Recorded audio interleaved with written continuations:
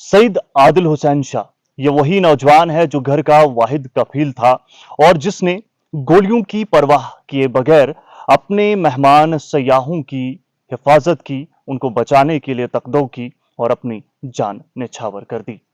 नाज़रीन मोहतरम, महाराष्ट्र के डिप्टी सीएम का जब दौरा वादी हुआ, उसी दौरान एक अनाउंसमेंट, एक ऐलान भी किया गया था उनकी जानिब से कि मैं बजाते खुद 5 लाख रुपए तक की फाइनेंशियल असिस्टेंस इनके वर्षा जो पीछे बचे हैं उनके लिए करूंगा।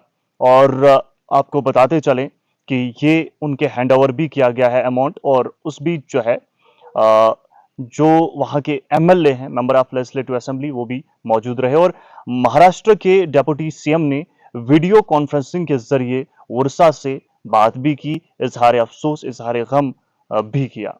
नाज़रीन मोहतरम, आपको बताते चलें कि सईद आदिल ये वो नौजवान है जिसने बहादुरी का मुजाहिरा किया।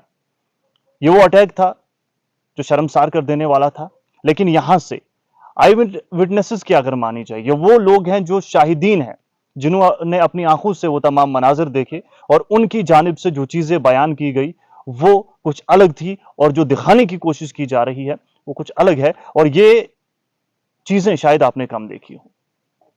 आई विटनेसेस के मुताबिक वहां पर आदिल हुसैन शाह ये तो चले गए, लेकिन ऐसे बहुत सारे जवान हैं जिन्होंने अपनी जान की परवाह किए बगैर, जो सयाह थे, जो सैलानी थे, जो टूरिस्ट थे, उनकी मदद करने की कोशिश की। एक कैमरामैन की कहानी सुन लीजिए जो आई विटनेस के जरिए बाहर आई।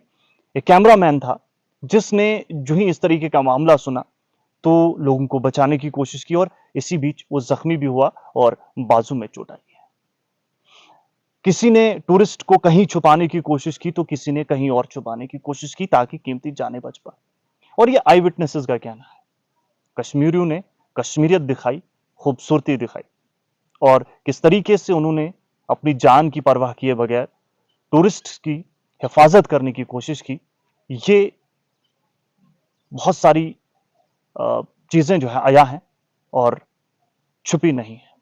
हालांकि बहुत सारी चीजें आप तक पहुंची भी नहीं होंगी क्योंकि जो पहुंचाने वाले थे वो शायद कुछ और कर रहे हैं और इशारतन आप समझ ही गए होंगे।